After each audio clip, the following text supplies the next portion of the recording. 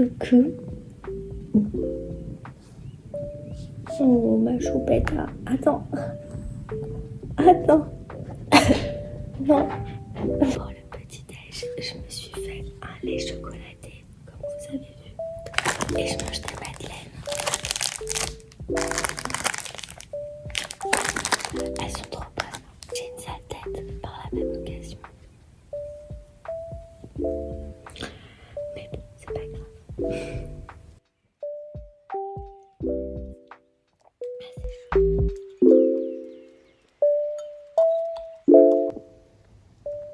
Qu'est-ce qu'il y a, Aya? Tu veux quoi? Tu veux que je te donne un peu de madeleine? Tu veux boire du cacao? Du lait chocolaté? Non? D'accord. Bon, allons voir les nouveautés sur YouTube. Ça là, ça me paraît intéressant. Je pense que je vais regarder ça. To do, but as far as decorating, we're gonna go ahead and start on the couch because I feel like that's the focal point of our living. Désolée pour cette tête, mais je vais faire ma skincare. Donc du coup, go. Et en fait, je me suis dit que en faisant ma skincare, c'était aussi l'occasion de parler un peu de moi, de me présenter, parce que c'est quelque chose que j'avais encore jamais fait finalement. Et je vois que j'ai de plus en plus d'abonnés sur ma chaîne et en fait, on me connaît pas vraiment, on sait pas qui je suis, genre pourquoi j'ai débarqué sur YouTube, etc. Donc je me suis dit que, en fait, tout en faisant ma skincare, ce serait intéressant de vous parler de moi. Donc, en fait, mon surnom, c'est Aninia, mais je m'appelle Anna. Donc comme ça, vous savez, j'ai 27 ans, je suis d'origine portugaise et je vis en Belgique. Donc voilà, je suis née en Belgique et j'y vis ici. En fait, c'est pas facile de parler de moi parce que, genre, je suis plutôt quelqu'un de discrète. Du coup, parler de moi, ça demande beaucoup un effort en fait. Parce que c'est pas quelque chose que je fais spontanément. Genre, vous savez, il y a des gens qui sont très ouverts, qui vont avoir facile à parler d'eux. Et moi, je suis pas du tout comme ça en fait. Donc, je sais pas trop quoi dire. Pourquoi est-ce que j'ai commencé YouTube? En fait, il faut savoir que d'abord j'ai commencé à faire des vidéos sur TikTok et en fait je me suis rendu compte assez rapidement que TikTok c'était pas du tout pour moi. En fait, j'aime pas du tout la manière dont TikTok c'est fait, dans le sens où en fait il faut faire des vidéos qui soient assez rapides. Et en fait c'est pas mon truc parce que quand je parle d'un produit, quand je présente un produit, je sais pas si vous avez déjà remarqué, mais moi j'aime bien aller dans les détails du produit, j'aime bien expliquer en longueur le pourquoi du comment, bref j'aime bien parler en fait. Et parfois, je sais pas si vous avez déjà remarqué, mais quand je parle, je divague en fait, je raconte un truc et je m'étends en fait sur la longueur, enfin, on dirait que je raconte une histoire alors que je suis en train de parler juste d'un produit, enfin bref. Et avec TikTok, c'est pas quelque chose que j'avais l'occasion de faire parce que il faut que ce soit des vidéos qui soient assez courtes. Et donc du coup en fait il se passe que j'étais très frustrée de ça parce que je voulais parler d'un produit, expliquer comme je fais en fait là maintenant sur YouTube, c'est-à-dire expliquer les bienfaits du produit, quand je l'utilise, comment je l'ai découvert, pourquoi je l'utilise, etc., etc. Et comme sur TikTok c'est pas quelque chose que je pouvais faire, en fait c'était très frustrant pour moi parce que j'aime faire ça en fait. En fait, la première fois que j'ai commencé à faire des vidéos TikTok, c'était au mois d'octobre de l'année dernière. Et j'ai fait ça genre jusqu'au mois de août, si je me souviens bien. Et puis après, il y a eu les vacances. Et en fait, quand je suis revenue des vacances, je me suis dit non, en fait TikTok... Déjà, il y a un moment que je sentais que j'avais envie d'arrêter TikTok. Et j'avais envie de lancer ma chaîne YouTube. Mais je sais pas pourquoi, je continuais, je me disais bon c'est pas grave, ça va le faire et tout. Et au final non, ça l'a pas fait, ça l'a pas trop fait. Donc du coup cette idée d'ouvrir ma page YouTube, elle était déjà dans ma tête depuis un certain temps. Et en fait, je pense que j'avais déjà cette idée d'ouvrir ma chaîne YouTube avant de faire mes vidéos TikTok. Sauf que, en fait, par peur, j'ai pas osé faire mes vidéos YouTube, en fait. J'ai pas osé ouvrir ma chaîne YouTube et donc du coup, je l'ai pas fait. Je me suis dit, je vais d'abord m'attaquer à YouTube, à TikTok, pardon, et ensuite, après, je m'attaquerai à YouTube. Juste à parté, ça, c'est un sérum que j'avais vu à l'acide hyaluronique de chez L'Oréal Paris, celui-là. Je voulais déjà le tester depuis un certain temps. Sauf qu'en fait son prix, enfin je sais pas en France mais en Belgique il est dans les 23, c'est 23 et quelques. Et hier je suis partie chez Di, c'est un magasin qui est ici en Belgique et il faisait une réduction de moins 50%. Donc je l'ai eu à 16 € au lieu de 23. Donc bien sûr j'ai sauté sur l'occasion, donc je vais le tester. En fait il est composé de 1,5% d'acide hyaluronique pur. Il hydrate intensément et repulpe la peau. Donc voilà, je vais le tester. Bon, bref, tout ça pour vous dire... Oh, j'arrive pas à l'ouvrir. Ah, j'ai enfin réussi. Bon, on va voir s'il est aussi efficace qu'on le dit, n'est-ce pas? Ma première vidéo YouTube, elle date de avant que je partais en vacances, donc vers le mois pardon, de mai-juin. Donc du coup, déjà à ce moment-là, mai-juin, j'avais déjà envie de faire des vidéos YouTube. Et du coup, mes premières vidéos, je les ai faites à ce moment-là. Et ben voilà, donc maintenant en fait je suis plus sur TikTok et je me suis consacrée 100% à YouTube parce que je trouve que YouTube c'est ma place en fait, c'est là où je me sens le mieux parce que j'ai vraiment cette sensation que je peux être moi-même en fait sur YouTube et sur TikTok.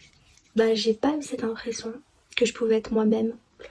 Et puis aussi ce que j'aime bien avec YouTube c'est que en fait on est libre dans le sens où on peut plus s'amuser en fait quand on fait le montage des vidéos.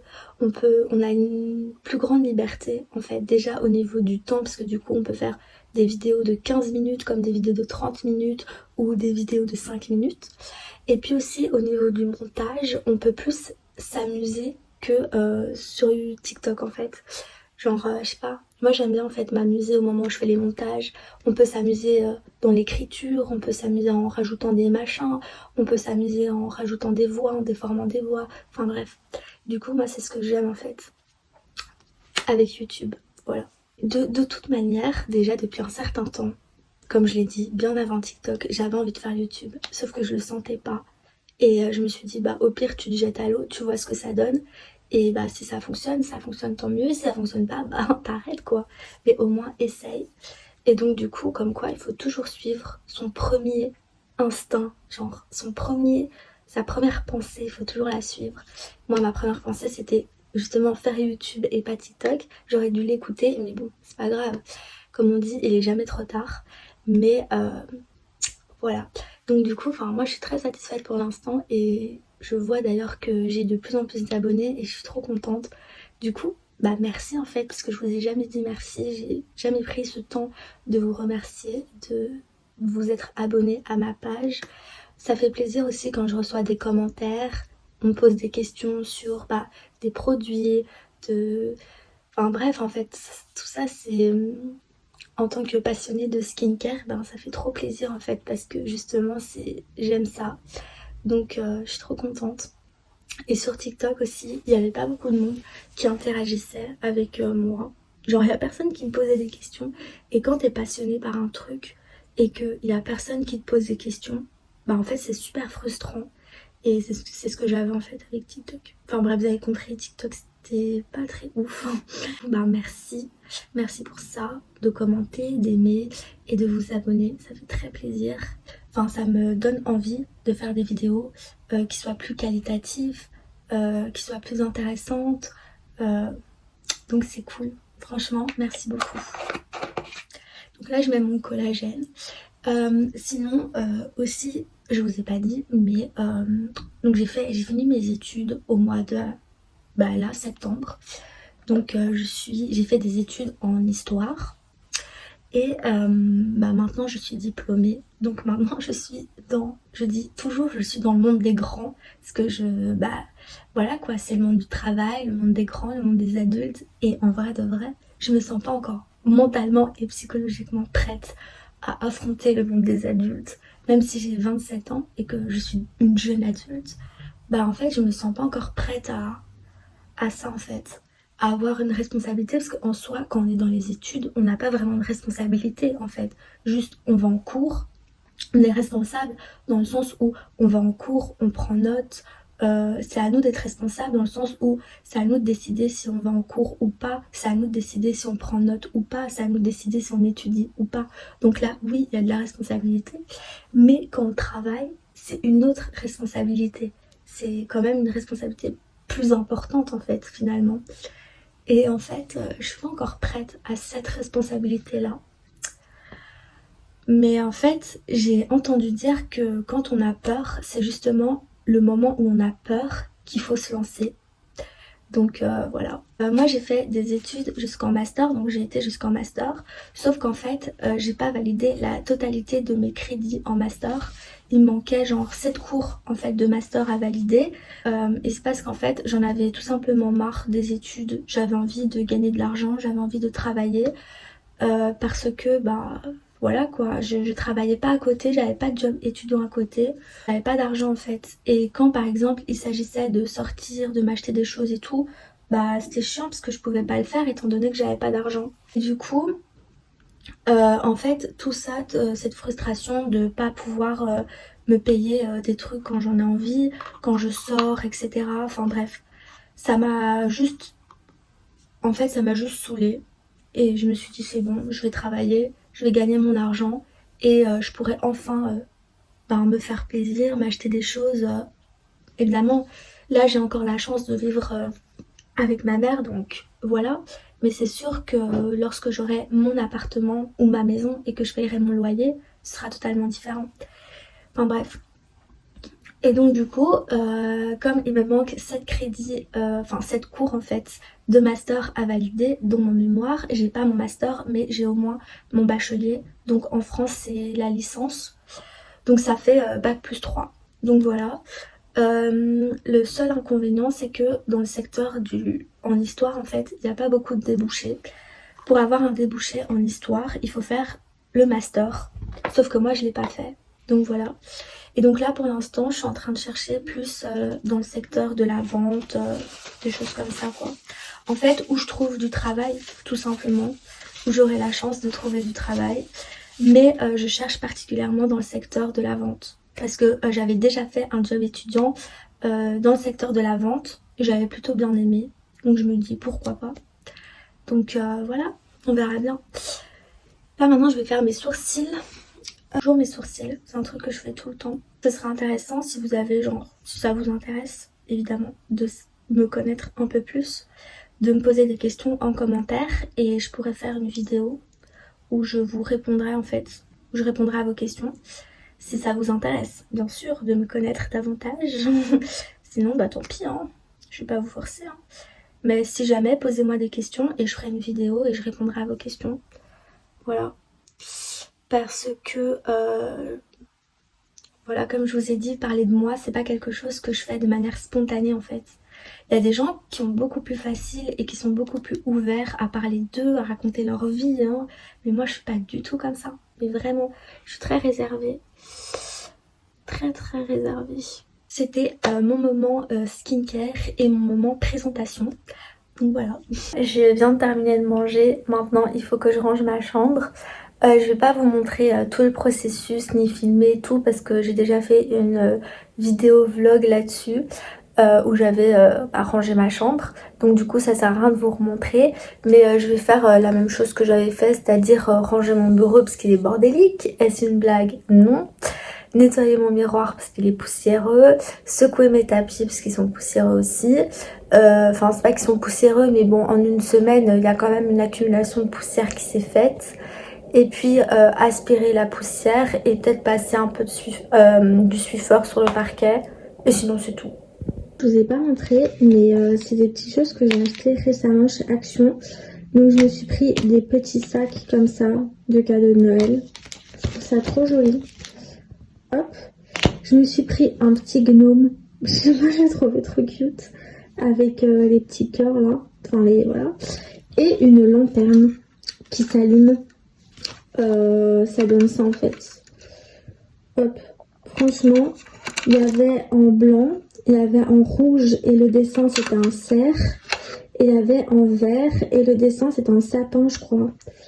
Donc voilà, je trouve ça trop mignon pour Noël et j'ai plein d'autres décos parce que moi le jour de Noël, enfin la période de Noël, je décore toujours ma chambre. Donc de toute façon évidemment ce sera l'affaire d'une vidéo bien sûr. Maintenant je vais en fait ranger mon maquillage. Donc en gros je vous explique, hier j'ai été chez Emma et j'ai trouvé ces boîtes de rangement. Donc ils les vendaient par deux pour 14 € et je me suis dit que ça pouvait être sympa en fait pour ranger mon maquillage. J'avais déjà une boîte de rangement, je vous avais montré d'ailleurs dans ma vidéo vlog quand je rangeais ma chambre où je mettais tout mon maquillage, sauf qu'en fait c'est trop petit et j'ai trop de maquillage en fait, j'ai trop de produits, donc il me fallait d'autres boîtes de rangement. Chez Emma j'ai vu celle-ci, donc j'ai sauté sur l'occasion et je trouvais que 14 € pour deux c'était pas trop cher. Par contre le seul bémol c'est qu'il n'y a pas de séparateur en fait dans les boîtes. Mais ça je me dis à la limite c'est pas grave parce que je sais que sur Amazon ils vendent des séparateurs donc je peux toujours en acheter. Mais enfin voilà, on va voir ce que ça donne parce que là c'est plus possible, j'ai trop de trucs. Donc pour vous montrer vite fait, ça c'est ma boîte, hop, voilà, où je mets tout mon maquillage. Le problème c'est que, en fait j'aime trop la boîte, je la trouve super pratique parce qu'en plus ça s'ouvre comme ça. Donc c'est comme des tiroirs, franchement c'est top. Mais c'est trop le bordel en fait à l'intérieur. Donc je vais voir ce que je peux faire avec ces boîtes. En fait c'est des boîtes comme ça et ça s'ouvre comme ça. Donc je pense que ça c'est plus pratique. En plus c'est plus grand. Par contre c'est plus petit, bah forcément. Et l'autre elle est un peu plus profonde. Ah c'est une griffe ou c'est quoi ça? Ah ça va, c'est une griffe. Je pensais que c'était cassé. Et l'autre elle est plus profonde. Donc voilà.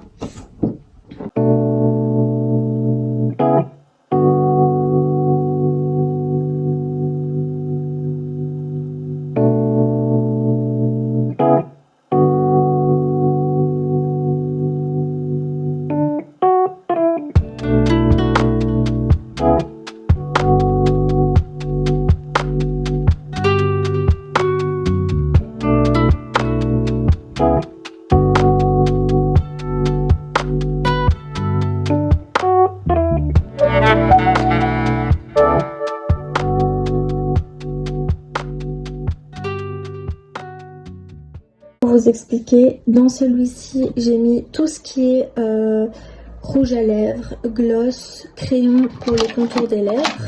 Donc j'ai tout mis ici. Ici j'ai mis tout ce que j'utilisais rarement, voire pas du tout. Donc ici c'est tout ce qui est fard à paupières, poudre libre. Là c'est tout ce qui est blush et highlighter. Ensuite blush en stick.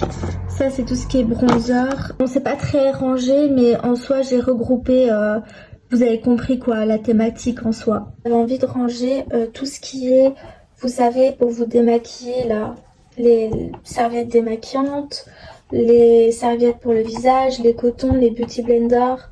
Sauf que ça ferme pas en fait. Voilà, c'est chiant. Et il faut encore que je range ça. Et en fait je me rends compte que il me faut encore plus de boîtes.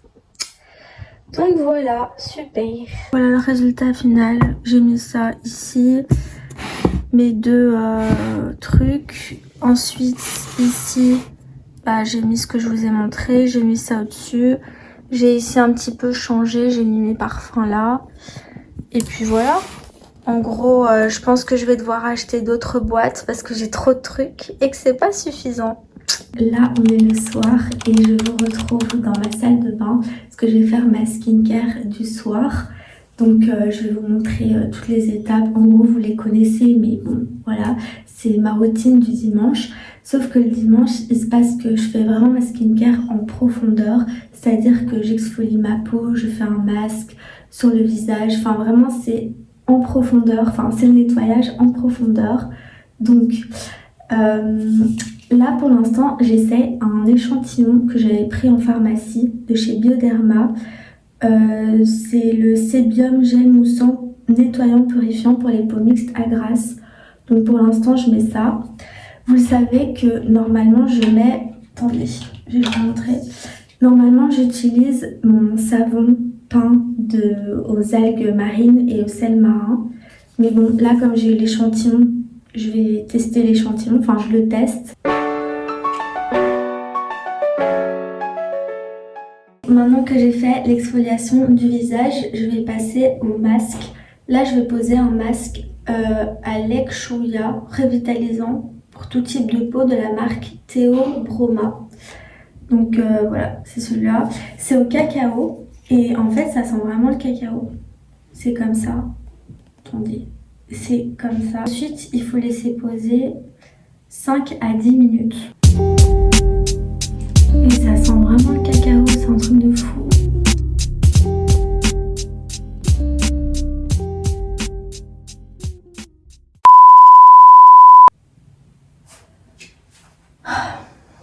Les gars, je viens de me rendre compte d'un truc. J'étais censée d'abord gommer ma peau et ensuite appliquer le masque sur mon visage.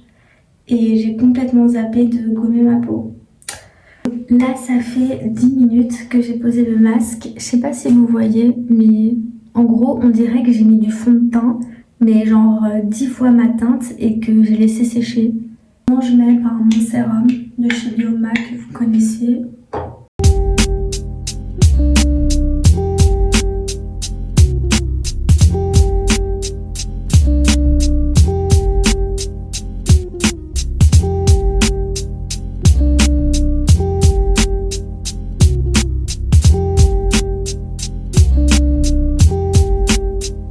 Ensuite, mon collagène, of course.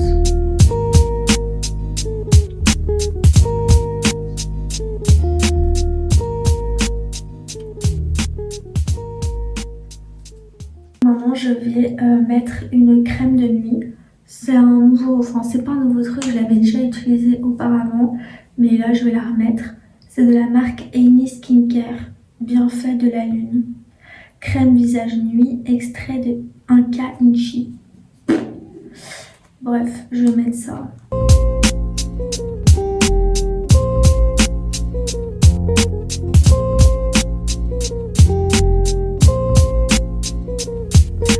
Voilà, comme ça ma peau, elle va bien boire. Elle va bien s'hydrater pendant la nuit. Et demain, j'aurai une peau toute fraîche.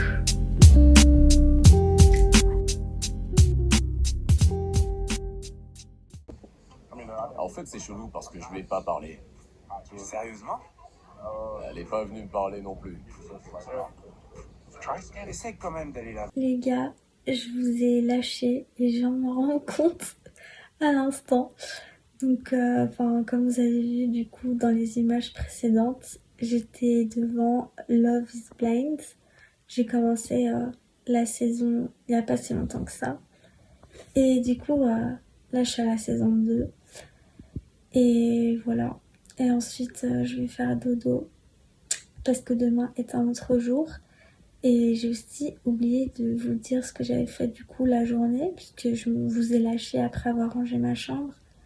Mais en gros, j'ai juste traîné sur les réseaux. Voilà. J'ai été sur quelques sites à droite à gauche, sur Pinterest pour des inspirations. Enfin, j'ai pas fait grand chose en fait. Et j'ai regardé la télé. Et puis voilà. Et là, je me suis rendu compte que je vous ai lâché. Du coup, désolée. Et voilà, je vais faire dodo maintenant. Donc j'espère que la vidéo vous a plu. À bientôt pour une prochaine vidéo. Et moi, je vais dodo. Bye!